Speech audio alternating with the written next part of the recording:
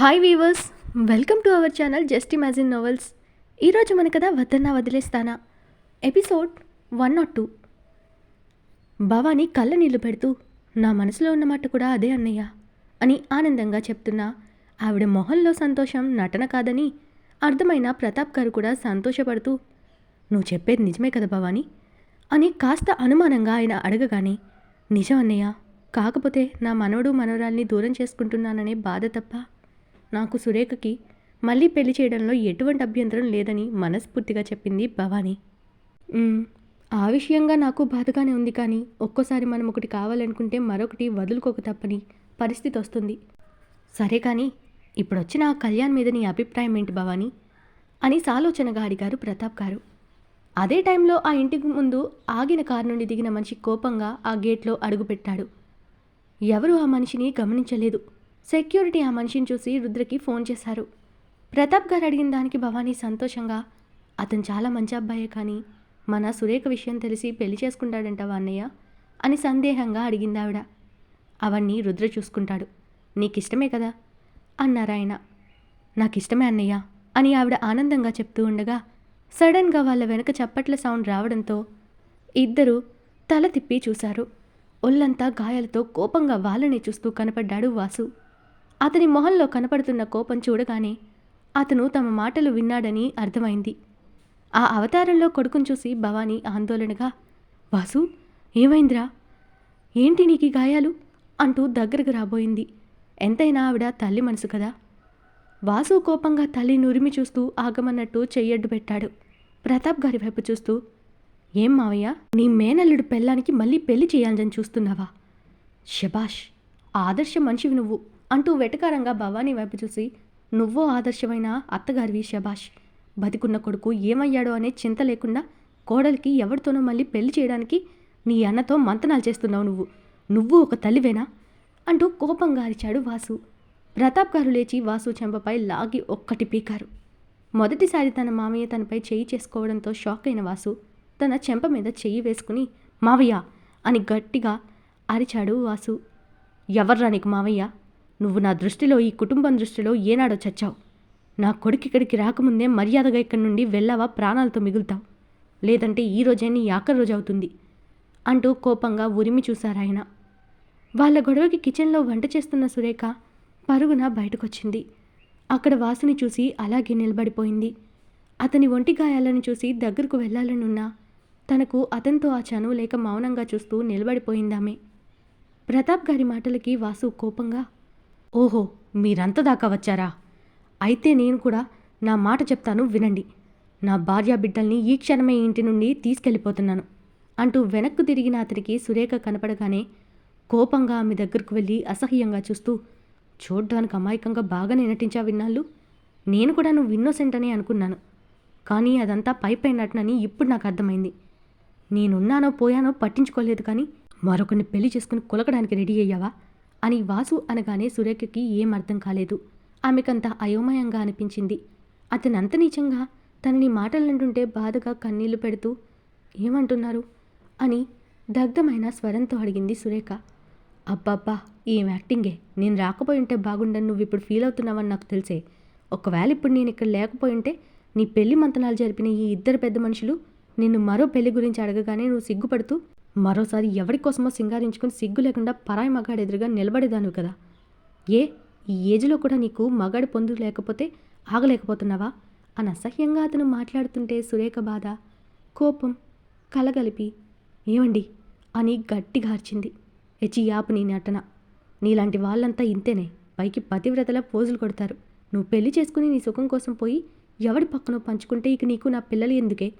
నువ్వెక్కడైనా చావు, నా పిల్లల్ని నేను తీసుకుపోతాను అన్నాడు కోపంగా వాసు. వాసు అనే ఒక్కో మాటకి సురేఖ ఆత్మాభిమానంతో పాటు తనలో ప్రాణం కూడా పోతున్న ఫీలింగ్ కలుగుతుంటే కన్నీళ్లతో శిలలా అయిపోయింది సురేఖ. వర్క్లో బిజీగా ఉన్న ప్రదీప్ స్నేహలకి కింద జరుగుతున్న గొడవ గురించి పనివాళ్ళు చెప్పడంతో గబగబా అక్కడికి వచ్చి వాసుని చూసి షాక్ అయ్యారు. వీడేంటిక్కడ అని స్నేహ మనసులో అనుకుంటూ సురేఖ ఏడవడం చూసి అక్క అంటూ ఆమెని పట్టుకుంది. ఇంకా సురేఖని మాటలు అంటున్న వాసుని కోపంగా చూస్తూ, ఛీ, నువ్వీ జన్మకి మారవా అంది స్నేహ. స్నేహని చూడగానే వాసు కళ్ళల్లో కామం నిండిపోగా ఆమెను చూస్తూ కన్నింగా నవ్వి టోన్ మార్చి, నేను దాన్నేం అనలేదు స్నేహ. తనే నా పిల్లల కంటే తన ఒంటి సుఖం ఎక్కువని మరో పెళ్లికి సిద్ధమైంది. అది అడిగితే ఏడుపు నటిస్తూ మీ అందరి దగ్గర నన్ను దోషించేస్తుంది. ఎప్పుడూ అంతే కదా. నేనేమీ చేయకపోయినా ఏదో తనని నేను కట్టిపెట్టేసినట్టు కష్టపెట్టేసినట్టు మీ అందరి దగ్గర సానుభూతి పొందాలని చూస్తుంది నెరజాన అంటూ సురేఖని కోపంగా చూశాడు వాసు. ఇన్నఫ్ వాసు అని ప్రతాప్ గారు గట్టిగా అరిచారు. సురేఖ గురించి ఇంకొక మాట నీ నోటి నుండి బయటకొచ్చిందా నేనే నా చేతులతో నిన్ను చంపి ఇక్కడే సమాధి చేస్తాను, జాగ్రత్త అంటూ కోపంగా అరిచారాయన. ముసలాడు తనని ఏం చెయ్యలేడనే ధీమాతో, ఏంటి మావయ్య, నీ మేనల్లుడి కంటే ఎక్కడి నుండి వచ్చినా ఇదెక్కువైందా నీకు అని సురేఖని చూస్తూ వంకరగా అన్నాడు వాసు. స్నేహ సురేఖ కన్నీళ్లు తుడుస్తూ, అక్క, నువ్వు ఇలా ఏడవడం వల్ల నీ తప్పు లేకపోయినా ఉందని ఒప్పుకున్నట్టు అవుతుంది. నిన్ను నీ క్యారెక్టర్ని అన్నది ఎవరైనా సరే వాళ్ళకి బుద్ధి చెప్పాలి, కానీ ఇలా ఏడుస్తావా అంటూ కోపంగా వాసు వైపు చూస్తుంది స్నేహ. అవును వదినా, స్నేహ చెప్పింది నిజం అని ప్రదీప్ అనగానే స్నేహ తనని తక్కువ చేయడం సహించలేని ఆ వాసు కోపం ప్రదీప్ మీద చూపిస్తూ, రే అనాథన కొడక, నీకు మా ఫ్యామిలీ విషయంలో దూరే రైట్ లేదు, మూసుకుని దూరంగా ఉండు అనగానే ఆ మాట భరించలేని స్నేహ కోపంగా వాసు ముందుకు వెళ్ళి, కమ్ అగైన్, ఏమన్నావు తనని అని చాలా సీరియస్గా అడిగింది స్నేహ. వాసు ఆమెని చూస్తూ కాస్త మెత్తబడుతూ, అది కాదు స్నేహ, వాడెవడు, ఇది మన ఫ్యామిలీ మ్యాటర్ కదా, వాడు మధ్యలోకి రావడం ఏంటని వాసు అన్నమాటకి స్నేహ చేతులు కట్టుకుని సూటిగా చూస్తూ, నీకు తెలియదేమో, అతను మా ఫ్యామిలీ, నువ్వు కాదు. నీకు ఇంటికి సంబంధం ఏనాడో తెగిపోయింది. అండ్ ఇంకోసారి నా కాబోయే భర్తని చులకనగా ఏమైనా అంటే తను ఊరుకున్నా నేను ఊరుకోను, నరికి పారేస్తాను అని వేలు చూపిస్తూ వార్నింగ్ ఇచ్చింది స్నేహ. ఆ మాటకి వినగానే వాసుకి దిమ్మ తిరిగి, ఏమన్నావు అని అయోమయంగా అడిగాడు అతను. ప్రదీప్ నాకు కాబోయే భర్త, కొద్ది రోజుల్లో మా మ్యారేజ్ జరగబోతుంది, అతని ఇంటికి కాబోయే అల్లుడు, అండర్స్టాండ్ అని పొగరుగా చూసింది స్నేహ. వాసు తేరుకోవడానికి కాస్త టైం పట్టింది. మనసులో కసిగా, ఓహో, నువ్వు వాడిని ఆల్రెడీ తగులుకున్నావా, నా ప్లాన్ వేస్ట్ అయిందిక, డైరెక్ట్ అటాక్నే అనుకుని స్నేహని వదిలి సురేఖ ముందుకు నిలబడి, నా పిల్లలెక్కడా అని అడిగాడు వాసు. వాసు ఇప్పుడు ఎక్కడ తన పిల్లల్ని తీసుకుపోతాడోనని భయపడిన సురేఖ నోరు మెదపదు. వాసు కోపంగా సురేఖ జుట్టు పట్టుకుని, ఏయ్ మాట్లాడు, నా పిల్లలెక్కడా అంటుంటే అప్పటిదాకా కొడుకు మాటలకు ఇన్నేళ్లుగా తన కోడలు ఎంత నరకం అనుభవించుంటుందో కల్లారా చూస్తున్న భవానీ పశ్చాత్తాపంతో కుమిలిపోతూ నిలబడిపోయింది. కాస్త తేరుకుని, రేయ్, నా కోడలి మీద నుండి చేతి, లేదంటే ఆ చేతిని అడ్డంగా నరుకుతాను అంటూ అందరికంటే ముందుగా రియాక్ట్ అయిన భవానీ వాసు మీదకి మొదటిసారి చెయ్యి చేసుకుంది. భవానీ అమ్మా అని షాక్గా చూసిన వాసు సురేఖను వదిలేసి వెంటనే కోపంగా ఆవిడ మీద చెయ్యి లేపి, నన్నే కొడతావా అంటూ ఉండగా పక్కనే ఉన్న ప్రదీప్ వాడి చేయి పట్టి వెనక్కి మడిచి, చేసింది చాలు, ఇప్పటికే ఎక్కువ చేశావు అంటూ వాసు కాళ్ళ వెనక ఒక్క తన్ను తన్నగానే అతను మోకాళ్ళ మీద పడ్డాడు.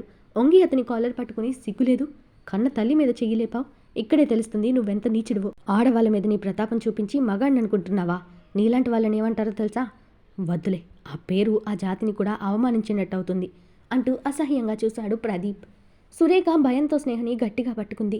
భవానీ మాత్రం కొడుకు తన మీద చెయ్యెత్తడంతో కుచించుకుపోయింది.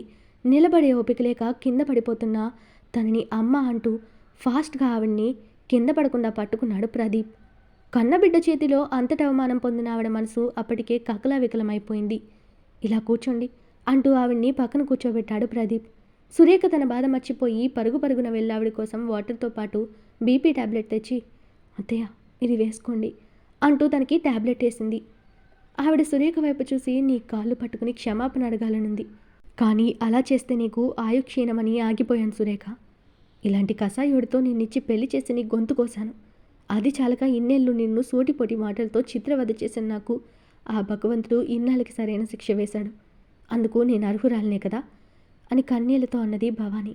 అత్తయ్య ఏం మాటలవి అంటూ సురేఖ ఆవిడ కన్నీళ్లు తుడిచి, పదండి లోపలికి, రెస్ట్ తీసుకుందరు అంది. దానికి వాసు చప్పట్లు కొడుతూ వెటకారంగా, ఇలా మంచితనం నటించే కదే నువ్వు నా వాళ్ళందరినీ బుట్టలో వేసుకుని వాళ్ళని నాకు శత్రువుల్ని చేసింది అంటూ కసిగా సురేఖని చూశాడు వాసు. రే, ఇప్పటికే చాలా ఎక్కువ వాగావు, ఇక్కడి నుండి పో, లేదంటే నీ ప్రాణం గాలిలో కలిసిపోతుందని కోపంగా వార్నింగ్ ఇస్తున్న ప్రతాప్ గారిని చూస్తూ, నా పిల్లల్ని నాకు ఇవ్వండి, మీ అందరికీ దూరంగా తీసుకుపోతానని మొండిగా చెప్పాడు. అప్పటిదాకా వాసు ఎన్ని మాటలన్నా పడుతూ ఎదురు తిరగని సురేఖ భవానీ నదిలి కోపంగా వాసుకి ఎదురుగా నిలబడి, ఏంటి నీ పిల్లలా, అని వ్యంగ్యంగా అడిగింది. అవునే, నా పిల్లలే. ఏ వాళ్ళు నాకు పుట్టలేదా అని వంకరగా అడిగాడు వాసు. సురేఖ అతన్ని సూటిగా చూస్తూ, అవును, వాళ్ళు నీకు పుట్టలేదు, వాళ్ళు కేవలం నా పిల్లలే అని స్థిరంగా చెప్పింది. ఏయ్, ఏం కుసావ్ అంటూ కోపంగా ఆమెపై చెయ్యెత్తాడు వాసు. సురేఖ అతని చేతిని గాలిలోనే పట్టి ఆపి విదిలించి కొడుతూ, అవును, వాళ్ళు నీ పిల్లలు కాదు, అది నేను చెప్పడం కాదు, నువ్వు నిరూపించావు. ఒక్క విషయం చెప్పు, ఇప్పటిదాకా వాళ్ళకి ఏ రోజైనా నీ కష్టార్జితంతో ₹1 పెట్టేదైనా కొనిచ్చావా? లేదంటే వాళ్ళకు ఒక డ్రెస్ అయినా కొన్నావా? పోనీ ఇది చెప్పు, వాళ్ళిప్పుడు ఏ క్లాస్ చదువుతున్నారు అని సూటిగా అడిగింది సురేఖ. వాసుకి నోటి మాట రాలేదు. ఎందుకంటే ఆమె ప్రతి మాట నిజం. ఇప్పటిదాకా పిల్లల కోసం అంటూ అతను ఏదీ చేయలేదు. వాళ్ళు ఏం చదివేది, ఏ స్కూల్ అని కూడా ఇప్పటిదాకా పట్టని విషయంలో ప్రవర్తించాడు. సురేఖ వాసును విరక్తిగా చూసి, ఇప్పుడైనా తెలిసిందా తండ్రిగా నువ్వు ఎక్కడ నిలబడున్నావో? నీ వల్ల ఏ రోజు నేను సంతోషంగా లేను. పోనీ పిల్లలైనా నీ వల్ల సంతోషంగా ఉన్నారా అంటే అది కూడా లేదు. నీ లైఫ్లో ఇన్ని సంవత్సరాలలో ఏదైనా నా కోసం కానీ నా పిల్లల కోసం కానీ ₹1 ఖర్చు పెట్టడం లేదా ఒక గంట మాతో టైం స్పెండ్ చేయడం కానీ చేశావా? ఇంతకుముందు ఏమన్నావు? నేను నా సుఖం కోసం పాకులాడుతున్నాను కదా, అదే కదా అన్నావు. ఒకవేళ అదే నిజమైతే ఇప్పటికీ నేను వదిలేసి ఎన్నో సంవత్సరాలు అయి ఉండేది. ఆడదానికి మొగుడు సుఖపెట్టకపోయినా, తన అవసరాలను చూడకపోయినా, తన గురించి కనీసం పట్టించుకోకపోయినా, ఏది ఉన్నా ఏది లేకపోయినా అణిగిమణిగి గట్టుగా సంసారం సాగిస్తుంది. ఎందుకో తెలుసా? తన కడుపున పుట్టిన తన బిడ్డల కోసం. అన్నింటినీ వదిలేసి కేవలం వాళ్ళ కోసమే బ్రతుకుతుంది సగటాడిది. కేవలం భర్త ఉండి వాడిని మారిన ఆడిది బ్రతికేది కేవలం తన బిడ్డల కోసమే. నీకులాగా పడక సుఖం కోసం భార్యని వాడుకుని పిల్లలు పుట్టగానే వల్ల ఆలనా పాలనా గాలికి వదిలేసినట్టు ఏ ఆడిది తన కన్నబిడ్డల్ని వదిలేదు. మగాడు మొగుడు అని మీసం తిప్పిన మాత్రాన నువ్వు మగాడివైపోవు. మగాడంటే తనని నమ్ముకుని వచ్చిన ఆడదాన్ని కంటికి రెప్పలా కాపాడుకునేవాడు. మొగుడు మగాడు. తనకు పుట్టిన పిల్లల్ని పక్షులు కూడా తన రెక్కల కింద దాచుకుని కాపాడుకుంటాయి. కానీ నువ్వు మనిషిగా పుట్టి ఏ రోజు నీ బిడ్డల గురించి క్షణమైనా ఆలోచించలేదు. నువ్వు నన్ను అనడానికి తయారయ్యావా? ఆడదానికి పడక సుఖమే కావాలనుకుంటే ఆడది తప్పు చేయడం ఆ ఇంటి గడపకు కూడా తెలియదంట. ఆడదొక దానికి కట్టుబడి ఉందంటే తన ప్రాణం పోయినా ఆ నియమాన్ని దాటిపోదు. ఎలాంటి పరిస్థితులు ఎదురైనా నిలకడగా ఉండే సత్తా, మనోధైర్యం తన సొంతం. ఆడదాని మనసు, ఓన్నత్వం నీలాంటి వెధవలకి ఎప్పటికీ అర్థం కాదని అసహ్యంగా చూసింది సురేఖ వాసుని. ఆమె మాటలకు వాడి మేల్ ఈగో హర్ట్ అవ్వడంతో ఉరిమి చూస్తూ, ఏంటి ఎక్కువ మాట్లాడుతున్నావు? అందరూ ఉన్నారని నోరులేస్తుందా? నాకు నీతులు చెప్పకు. నేనింతే. నేనేమీ ఇష్టపడి పెళ్లి చేసుకోలేదు. నా ఒంటికి ఆడదాని అవసరం ఉందని నేను పెళ్లి చేసుకున్నాను. అందుకు తప్ప నీ మీద నాకు ఎటువంటి ఫీలింగ్స్ లేవు. నువ్వెవరితో తిరిగితే నాకేంటి, ఏమైతే నాకేంటి? నేనంటే నీకు అంత అసహ్యం ఉన్నదానివైతే నేను కట్టిన తాళిని తీసిటివ్వు అని వెటకారంగా చెయ్యి చాపాడు వాసు. అతని ఆలోచన ఆమె తాళి తీయదని. సురేఖ వాడి వైపు అలాగే చూస్తుంటే వాసు కన్నింగా నవ్వుతూ, ఇంతసేపు పెద్ద పెద్ద డైలాగులు కొట్టావు కదే, మరి ఇప్పుడు తాళి అడుగుతుంటే ఇవ్వవే అంటూ ఆమె మెడలోని చేయిను పట్టి బయటకు తీయగానే అందులో మంగళసూత్రాలు ఉండవు. అందరూ సురేఖ వైపు ఆశ్చర్యంగా చూస్తుంటే వాసు కూడా షాక్ అయిపోయాడు. ఏయ్, నీ మెడలో ఉన్న మంగళసూత్రాలేవి? అంటే అవి కూడా తీసేసావా అని షాకింగ్గా అడిగాడు. సురేఖ ఏ భావం లేకుండా చూస్తూ, నేను నా మొగుడన్నంత వరకు అవి మంగళసూత్రాలు. నువ్వు నాకు మొగుడు కాదనుకున్న తర్వాత అవి అమంగళసూత్రాలు. అందుకే తీసి దేవుడి హుండీలో వేసేశాను. ఆయన నాకు ఇచ్చిన దాన్ని మోయలేని భారంగా మారాయి కాబట్టి తిరిగి ఆయన హుండీకే సమర్పించేశానని వైరాగ్యంగా చెప్పింది సురేఖ. వాసు భవానీ వైపు కోపంగా చూస్తూ, చూసావా, ఇప్పటిదాకా నా కోడలు బంగారం దేవత అంటూ నెత్తిన పెట్టుకున్నావు కదా, ఇప్పుడు చూడు, నేను బ్రతికుండగానే నేను కట్టిన మంగళసూత్రాలు తీసి హుండీలో వేసిందట. ఇదా పతివ్రత అని వెటకారంగా అడిగాడు వాసు. సురేఖ భవానీ వైపు చూసింది. భవానీ కోడల దగ్గరకు వచ్చి తన తల నిమురుతూ, చాలా మంచి పని చేశావమ్మా. ఇలాంటి నీచుడికి ఇలాగే జరగాలి. నువ్వు చేసిందే కరెక్ట్ అని మెచ్చుకుందావిడ. అందరూ సురేఖ చేసిన పనికి మొదట ఆశ్చర్యపోయినా వాసుకిదే సరైన గుణపాఠం అనుకున్నారు. భవానీ మాటలకి వాసు రగిలిపోతూ, అమ్మా అని గట్టిగా అరిచాడు. భవానీ అతన్ని చీదరింపుగా చూస్తూ, ఛీ, నోర్ముయిరా ఎదవా, నీ నోటి నుంచి ఇంకొకసారి నన్ను అమ్మ అన్నావంటే నరికి ఉప్పు పాత్ర ఇస్తాను. నేను నీ తల్లి నన్ను గుర్తుంటే నా మీద చెయ్యెత్తేవాడివి కాదు. క్షణం క్రితమే నువ్వు నా కొడుకుగా చచ్చిపోయావు. ఇప్పుడు నీకు ఈ ఇంటికి ఏ సంబంధం లేదు. వచ్చిందాన్నే వెళ్తావా లేకపోతే రుద్రకి ఫోన్ చేయమంటావా అని బెదిరించింది భవానీ. ఏంటి, మీరంతా వాడి పేరు చెప్తే నేను భయపడతాననుకుంటున్నారా? ఇప్పుడు నేను మామూలు మనిషిని కాదు, మాఫియా నా వెనకాలుంది అని అతను గొప్పగా చెప్తుంటే ఎక్కడుందిరా అని బేస్ వాయిస్తో వెనక నుండి రుద్ర మాట వినగానే ఆటోమేటిక్గా వాసు కళ్ళలో నుంచి తల వరకు వణుకు మొదలైంది. అతనికి తెలియకుండానే వాసు ఎంత ధైర్యంగా ఉందామనుకున్నా అతనికే తెలియకుండా భయంతో ఒళ్ళంతా చెమటలు పట్టేశాయి. ఈరోజు మన కథ ఇక్కడితో కంప్లీట్ అయింది. ఈ స్టోరీ మీకు నచ్చినట్టయితే ప్లీజ్ స్టోరీని లైక్ చేసి కామెంట్ రూపంలో మీ అభిప్రాయాన్ని తెలియచేయండి. అలాగే ఛానల్ని సబ్స్క్రైబ్ చేసుకుని షేర్ చేసి మాకు సపోర్ట్ చేయండి. నెక్స్ట్ అప్డేట్తో మళ్ళీ కలుద్దాం. అంతవరకు బాయ్.